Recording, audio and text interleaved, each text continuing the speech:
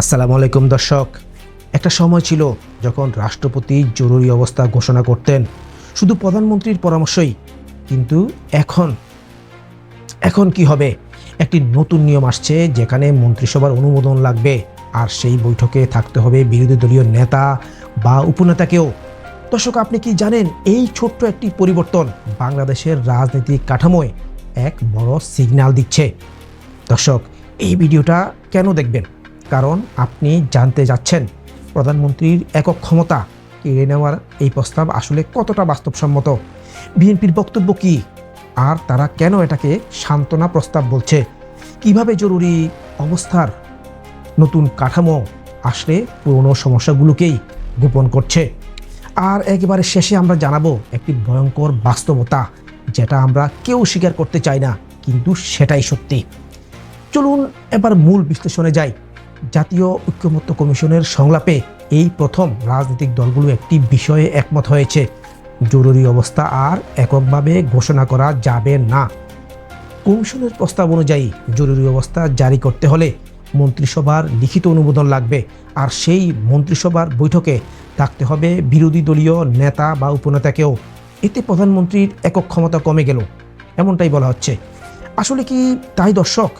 কিন্তু বাস্তবে এটি কতটা কার্যকর হবে? বিএনপি বলছে এটা এক ধরনের সান্ত্বনা, আসল সমস্যার দিকে কেউ যাচ্ছে না। তাদের ভাষায় এইসব ছোটোখাটো পরিবর্তন আসলে নির্বাচন পরবর্তী বাস্তবতায় টিকবে না। আপনি কি ভাবছেন দর্শক? বিএনপির সন্দেহ কি অমূলক? তারা বলছে কমিশন যতই প্রস্তাব দিক, নির্বাচনের পর সবই পাল্টে যাবে।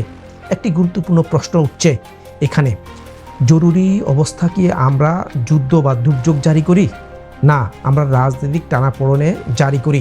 তাহলে বিরোধী দলের নেতা যদি উপস্থিত থাকেন, তারা কি বাস্তবিকভাবে কখনো একমত হবেন?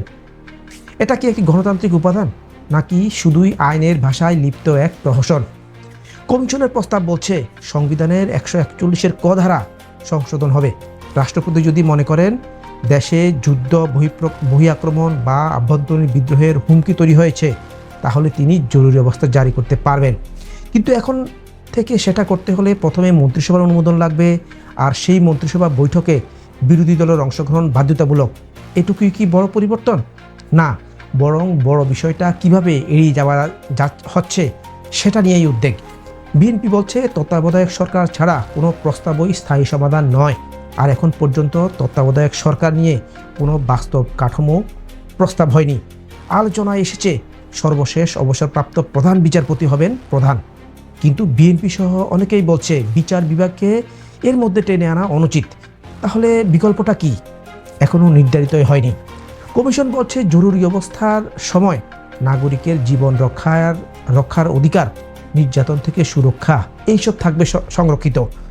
জরুরি অবস্থা ঘোষণা করা যাবে না রাজনৈতিক অস্ত্র হিসাবে, ভালো কথা, কিন্তু বাস্তবতায় আপনি কি দেখেছেন রাজনৈতিক সংকটে কখনো মানবাধিকারের কথা সামনে এসেছে?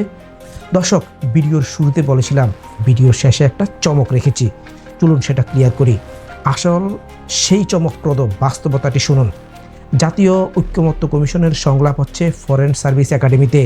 এখন দ্বিতীয় ধাপ চলছে এবং তাতে 12 দিন পেরিয়েছে, কিন্তু এখনও পর্যন্ত মূল ইস্যু সুষ্ঠু নির্বাচন নিয়ে কোনো সমাধান নেই।